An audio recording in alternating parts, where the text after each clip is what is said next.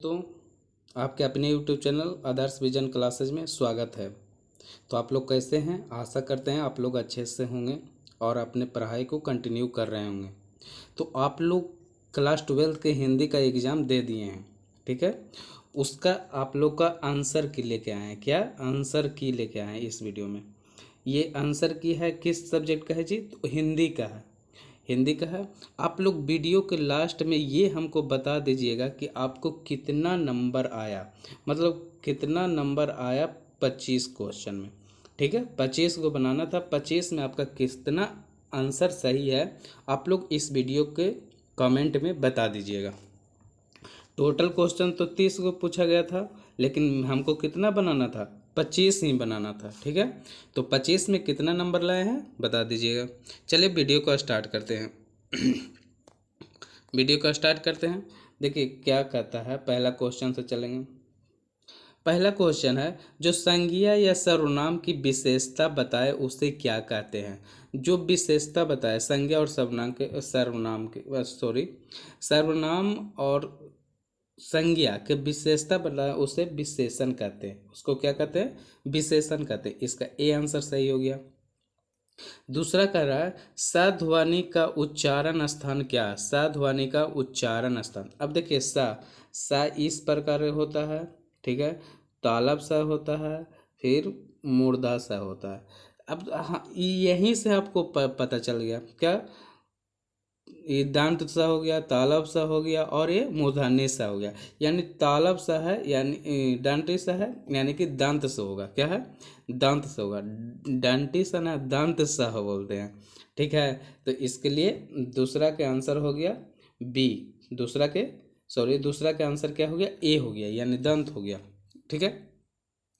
अब कहता है तीसरा, हा ध्वनि का उच्चारण स्थान क्या है? हा ध्वनि का, तो हा ध्वनि कवरगाह होता है, कवरगाह, यानी कवरगाह का हा, और ये होता है, यानी कि हा किसका आ गया जी? हा आ गया कांठ से, हा आ गया कांठ से। इसका होता है कंता मुदा ओना, कंता मुदा ओना। बता रहे हैं ना आप लोग।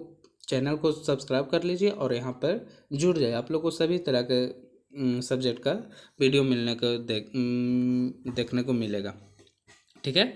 इसलिए इसका पर कवरगाह है, यश चवरगा ई है, तवरगाह है, ये सब को ट्रिक से बताए हैं। और क्या है?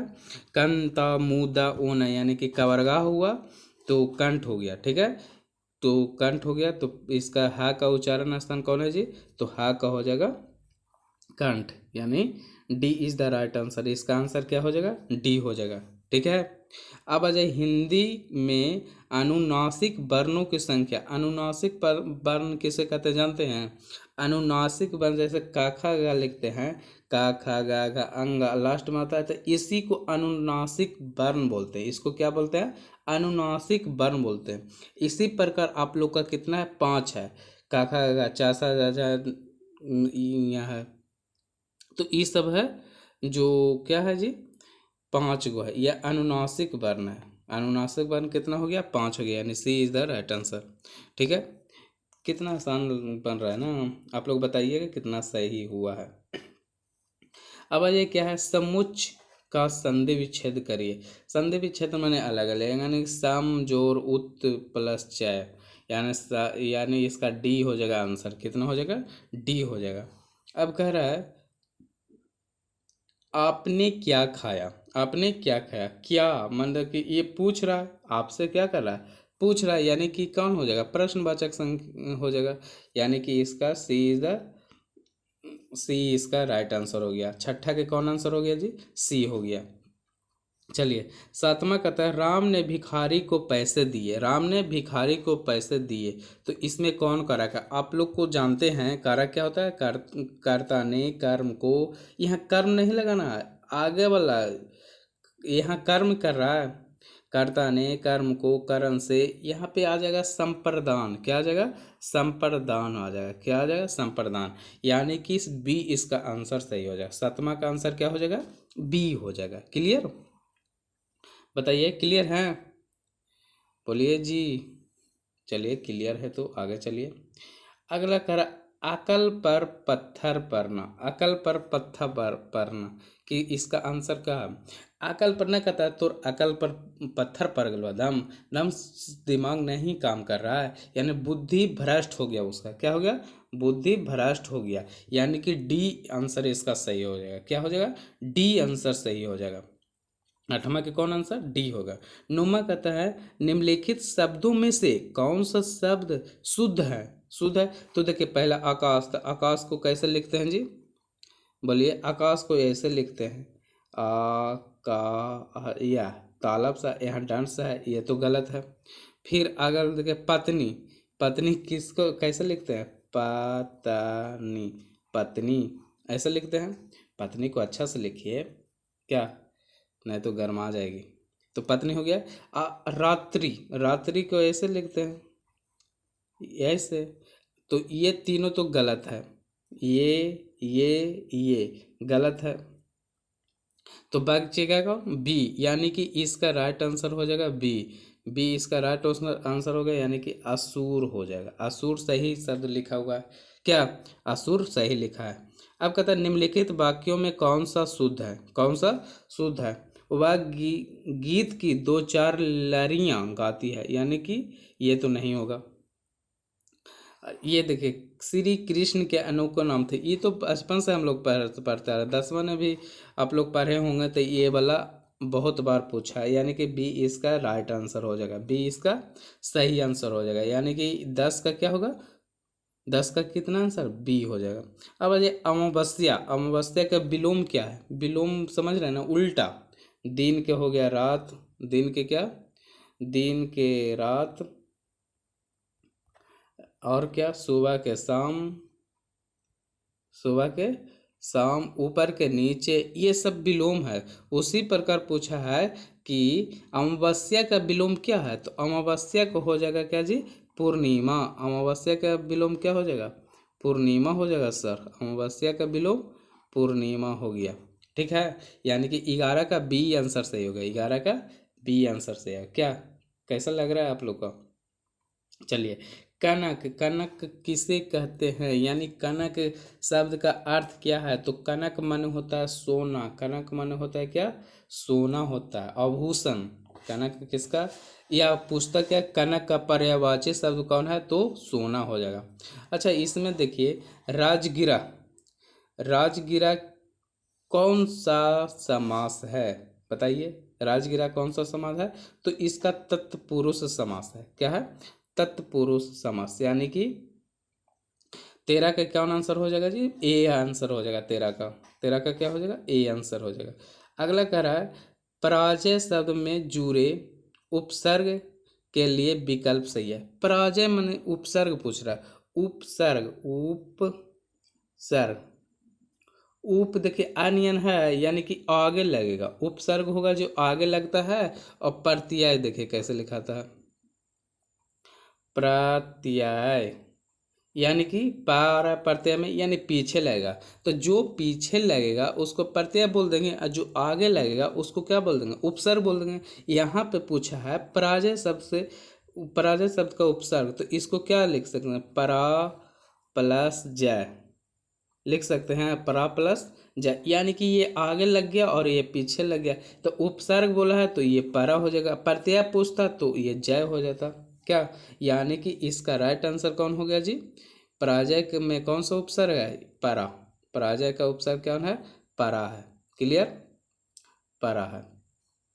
चलिए, आग्रह करता है देहाती शब्द में प्रत्यय अभी बताएं कि जो पीछे लगता है। क्या? जो पीछे लगता है, तो इसका क्या लिख सकते हैं? देह प्लस आती, देह प्लस आती, देहाती। तो इसका जो राइट आंसर हो जाएगा आती, पीछे लगेगा कौन? आती। तो पीछे आती कौन है जी? यानी कि बी इसका राइट आंसर हो गया, बी इसका राइट आंसर हो गया, देहाती का। चलिए आगे है, मूंगा शब्द का लिंग क्या है? मूंगा शब्द, मूंगा एक प्रकार का आभूषण के होता है, यानी आभूषण, सोना चांदी के प्रकार है। तो मूंगा ये सब लिया जाता है, तो इसको बोलते हैं पुल्लिंग। क्या जी? पुल्लिंग, यानी कि बी आंसर सही हो गया। बी क्या हो गया? मूंगा शब्द का लिंग कौन सा लिंग है जी? तो पुल्लिंग है। अच्छा, दो जो सबको समान भाव से देखे, जो सबको देख से माता पिता को जो होता है सभी बाल बच्चे को अपने समान भाव से देखते हैं। ठीक है, तो उसको बोलते हैं क्या, दूरदर्शी। दूरदर्शी तो दूर से देखता है उसको दूरदर्शी। मितभाषी ये भी नहीं, धर्मात्मा ये भी नहीं, समदर्शी यानी समान भाव से देखा जाता है, उसी को कहते हैं समदर्शी। क्या आंसर इसका कौन हो जाएगा, डी हो जाएगा, 17 का डी हो गया। क्या बात है, समझ रहे हैं ना। अगला कह रहा है कमल शब्द का पर्यायवाची शब्द। कमल या पंकज भी इसको बोलते हैं। फिर कीचड़ में होता है, कमल कहाँ होता है, कीचड़ में होता है। तो इसका पर्यायवाची शब्द हो गया सरोज। इसका पर्यायवाची शब्द क्या है जी, सरोज है सर। क्या है, सरोज। पर्यायवाची शब्द समझ रहे हैं, एक के चीज का बहुत तरह, जैसे एक तुम्हारा नाम रवि है या रवि हो गया, फिर आप ही को कुछ और बोलते हैं, चिंटू पिंटू। तो ये सब पर्यायवाची शब्द हो गया। जैसे क्या, सूरज को क्या, सॉरी, जल को देखिए, जल को क्या बोलते हैं, जल को पानी बोलते हैं, नीर भी बोल सकते हैं। ठीक है, यही सब पर्यायवाची। आंख के नयन लोचन बिलोचन ये सब होगा। जो बोलेगा क्या, ठीक है जी, बोलिए। वो सब बोलेगा क्या, आदि, सॉरी, किसको बोलेगा, आंख को बोलेंगे। ठीक है, अब अगला क्वेश्चन आइए। अगला क्वेश्चन कहता है अब देखिए, ये इतना था क्या, इतना था आप लोग का वो सब, यानी कि किताब अति ग्रामर। अब आइए जो पूछता है क्या, अब जो पूछेगा वो किताब वाला। अब क्या किस में वाला पूछ रहा है, किताब वाला। तो किताब वाला आ गया, तो आप लोग तो पढ़े हैं ना, किताब पढ़े हैं, नहीं पढ़े हैं। आइए ना हम बताते हैं ना किताब वाला। कहता बाल कृष्ण भट्ट का जन्म हुआ था। बाल कृष्ण भट्ट किसका लेखक था, बातचीत के लेखक। बातचीत के लेखक कौन थे जी, बातचीत के लेखक कौन थे, बाल कृष्ण भट्ट। बातचीत के लेखक कौन थे, बाल कृष्ण भट्ट। यानी कि इसका जो आंसर हो जाएगा, इसका आंसर होगा 23 जून 1900 1884 है, 1884, यानी 23 जून 1884 को हुआ था। बाल कृष्ण भट्ट का जन्म 23 जून 1884 हो गया था। ठीक है, किसका लेखक थे, बातचीत का लेखक। बाल कृष्ण भट्ट किस युग के निबंध कारक थे, किस युग के निबंध कारक थे, अति बाल कृष्ण भट्ट पढ़े हैं। इसका आंसर हो जाएगा भारतेंदु युग के। किसका युग के, भारतेंदु युग के। अब अगला क्वेश्चन है 21 नंबर, कौन सी रचना बाल कृष्ण भट्ट की नहीं है।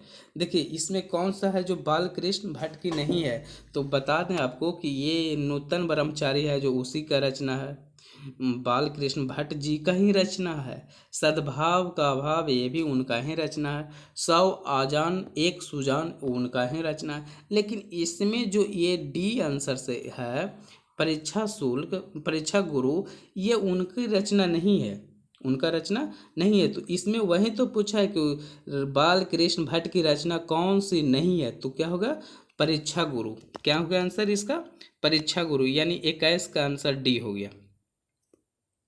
ठीक है, अच्छा आप लोग ये बताइएगा, ये इसे इस प्रकार हम डिटेल सॉल्यूशन दे रहे हैं, तो आप लोग को अच्छा है कि सिर्फ आंसर ही बताया चलें, सिर्फ आंसर पर टिक करते करते जाएं, वह वाला सही है कि ये सही है, आप लोग कमेंट करके बताइएगा। ठीक है, अगला करा, बाल कृष्ण भट्ट को किसने अंग्रेजी साहित्य के एडिशन और स्टील के श्रेणी में रखा है।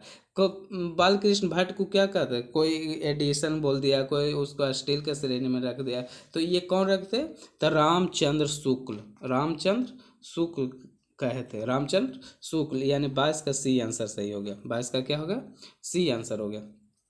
ठीक है, फिर अगला कहता है बाल कृष्ण भट्ट के अनुसार मनुष्य की बातचीत का उत्तम तरीका क्या है। तो बातचीत करने का उत्तम तरीका है कि अपने आप से बात करिए। किसको से, अपने आप से बात करिए, वो सबसे उत्तम तरीका है। ये कौन किए थे, बाल कृष्ण भट्ट जी ने बताया था, बाल कृष्ण भट्ट जी ने बताए थे कि अपने आप से करिए, वो अच्छा रहेगा। यानी डी इसका आंसर सही हो जाएगा, अवाक होकर अपने आप से बातचीत करना। ठीक है। यहाँ देखिए विद्वतापूर्ण बात करना ये नहीं, भीड़ से बात करना ये भी नहीं, तर्कतापूर्ण ये भी नहीं, यानी कि इसका डी आंसर सही हो जाएगा। अगला कहता है मलिक मोहम्मद जायसी किस परंपरा के कवि थे। मलिक मोहम्मद जायसी किस परंपरा के किस परंपरा के कवि थे। तो सगुन, कृष्ण भक्ति परंपरा, सूफी प्रेम, नायक वंश। इसका आप लोग आंसर कमेंट करके बताइएगा। तो क्या आंसर आप लोग 24 का ये क्वेश्चन नोट कर लीजिए, ये होमवर्क है, आप लोग कमेंट करके बता दीजिएगा, ठीक है। चलिए आगे देखते हैं। निम्नलिखित में मलिक मोहम्मद जायसी की रचना कौन है, रचना कौन है। तो मलिक मोहम्मद जायसी की रचना कौन होगा, तो इसका आपको बता दें कि ये तो होगा नहीं का साहित्य लहरी नहीं है, विनय पत्रिका नहीं है, प्रेम पत्रिका नहीं है, पद्मावत है। इसका राइट आंसर क्या है, बी है, यानी कि पद्मावत आंसर हो जाएगा, पद्मावत बी। 25 के कौन हो जाएगा, बी हो जाएगा। अगला कहता है मलिक मोहम्मद जायसी बाईं आंख और कान से कैसे वंचित थे। मलिक मोहम्मद चेचा के कारण या गुल्ली डंडा के कारण। नहीं, देखते हैं कि गुल्ली डंडा खेलता है तो आँख और कान कैसी खराब हो जाता है। ज्वर के कारण या दुर्घटना के कारण। तो इसका आप लोग का आंसर कौन होगा। आप लोग को तो लग रहा होगा कि गुल्ली डंडा वाला है, नहीं, चेचक के कारण उनका आँख और कान का जो हो गया था, खराब हो गया था। किसके कारण, चेचक के कारण, ठीक है। तो इसका A is the right answer, A answer सही हो गया। पिन करता पाठ्य पुस्तक में संकलित जायसी रचित कर करबक शीर्षक कविता जायसी के किस ग्रंथ के। यहाँ से देखिए आप लोग को कितना आसान, यानी कि जायसी कारबक के लेखक पूछेगा कौन है तो बता दीजिएगा मलिक मोहम्मद जायसी। किस जायसी किस ग्रंथ से के लिए गए थे, किस ग्रंथ से लिए गए थे। तो इस ये कौन सा ग्रंथ से लिया गया पता है, ये आप लोग को पद्मावत से लिया गया। किससे लिया गया, पद्मावत से लिया गया, ठीक है। अगला कहता है निम्न में कौन प्रेम के पीर कवि हैं। प्रेम के पीर, प्रेम की पीर कवि हैं, यानी उसको कहा गया जो भी कवि है उनका ये कहा गया है कि आपका ये नाम है, यानी कि जायसी को क्या है, मलिक मोहम्मद जायसी को कहा गया जाता है क्या, प्रेम की पीर, प्रेम की पीर। अगला है 29 मलिक मोहम्मद जायसी कर करबक शीर्षक कविता भाषा में कौन भाषा में लिखे गए थे। तो कौन भाषा है जी, अवधी भाषा में लिखा गया था। कौन भाषा, अवधी भाषा में लिखा गया, ठीक है। फिर अगला कहता है जायसी ने अपनी आँख की उपमा किससे से की है। माने उपमा माने तुलना होता है। जायसी ने अपनी आँख की तुलना किसको से की गया, तो दर्पण से, कि मेरा आँख दर्पण के समान है। मेरा आँख किसके समान है जी, दर्पण के समान है। यानी जायसी जो हुआ है, जो अपनी आँख के तुलना किसको से किए थे, दर्पण से किए गए थे। तो ये आप लोग का ऑब्जेक्टिव क्वेश्चन था, आप लोग अच्छे से बनाए होंगे। आप लोग कमेंट करके बताइएगा कि 25 गो में कितना नंबर आ रहा है, 25 क्वेश्चन में आप लोग का कितना सही हो रहा है। और ये बात आप लोग को ध्यान रखिएगा, जितना भी आप लोग का मंथली एग्जाम होगा या हुआ है, वो सबको आप लोग एक ले लीजिए फाइल, उसमें आप रखे रहिएगा। जब भी रिवीजन होगा या क्वेश्चन प्रैक्टिस करेंगे तो उसमें आप लोग को काम देगा, यहाँ से ऑब्जेक्टिव बनेगा आप लोग को बोर्ड एग्जाम में, इसलिए इसको हल्के में मत लेना, ठीक है। तो बता दीजिएगा कमेंट करके। अब देख लेते हैं, एक नज़र हम डाल लेते हैं सब्जेक्टिव क्वेश्चन पे कि क्या क्या पूछा था, है कि नहीं। तो देखिए कह रहा है निम्नलिखित में से किसी एक विषय पर निबंध लिखना था। क्या था, अखबार पर लिखिए, गणतंत्र दिवस, शिक्षक का महत्व, मेरे सपनों का भारत। ये सब आप लोग किसी एक पर लिखे होंगे। आशा करते हैं आप लोग अच्छे से लिखे होंगे, नहीं लिखे तो हम बता देंगे कैसे लिखा जाता है। फिर आगे किताब वाला है, किताब वाला आप लोग तो बनाए ही होंगे क्या। फिर लेख वाला देख लेते हैं। कहता अपने मित्र के पास एक पत्र लिखे जिसमें विद्यालय में आयोजित की गई विज्ञान प्रदर्शनी का वर्णन हो। अपने मित्र को के पास पत्र लिखना है जिसमें विद्यालय में आयोजित की गई विज्ञान प्रदर्शनी का वर्णन किया हो। या वो नहीं आता है तो अपने विद्यालय में प्रधानाचार्य को 2 दिन के अवकाश के लिए प्रार्थना पर। ये तो कितना फेमस है जी, ये नहीं आ रहा है तो आप 12th के स्टूडेंट ही नहीं हैं। क्या 2 दिन को छुट्टी चाहिए, वो भी लिखना है प्रिंसिपल के पास, तो आप लिख दीजिए। फिर उपयुक्त शीर्षक देते हुए ये निम्नलिखित गद्यांश का संक्षेपण करें। ई संक्षेपण का मतलब क्या है, जो इतना दिया हुआ है ना, इसको कितना में लिखना जानते हैं? सॉरी, जो दिया हुआ है इतना, इसको कितना में लिखना है पता है? 1/3 में लिखना है। पहले काउंटिंग कर लीजिएगा कि कितना बढ़ आ रहा है, क्या कितना बढ़ रहा है, जैसे 1 2 3 4 5 ऐसे करके गिन लीजिएगा, और जितना बढ़ आएगा उसका क्या कर दीजिएगा, 1/3 कर दीजिएगा, 1/3। जैसे मान लीजिए आगे 100 आती है, 105, 105, तो 105/3 कर दिए तो 3 × 9 5 × 15, 35 या 75 से, यानी 35 वर्ड में आप लोग को इसको खत्म करना है। कितना वर्ड में? 35 वर्ड में लिखना है। ये आप लोग को एग्जाम्पल है कि 105 आएगा, आप लोग गिन के और उसको 1/3 करेगा, जितना आएगा उतने से लिख दीजिएगा। क्लियर है? आगे कहता है सब प्रसंग व्याख्या करें। ये तो आप लोग का किताब वाला है, तो आप लोग अच्छे से बनाए होंगे। चलिए, आशा करते हैं कि आप लोग अच्छे से एग्ज़ाम दिए होंगे, और कमेंट करके बताइएगा कितना सही हुआ है। और चैनल पर नए हैं तो चैनल को सब्सक्राइब करके बेल आइकन को दबा लीजिए। इसी प्रकार वीडियो हम लाते रहेंगे, आप लोग को मदद करते रहेंगे, और 2025 में अच्छा नंबर ला लेके आना है। चलिए, मिलेंगे नेक्स्ट वीडियो में, तब तक के लिए धन्यवाद। Bye bye, take care.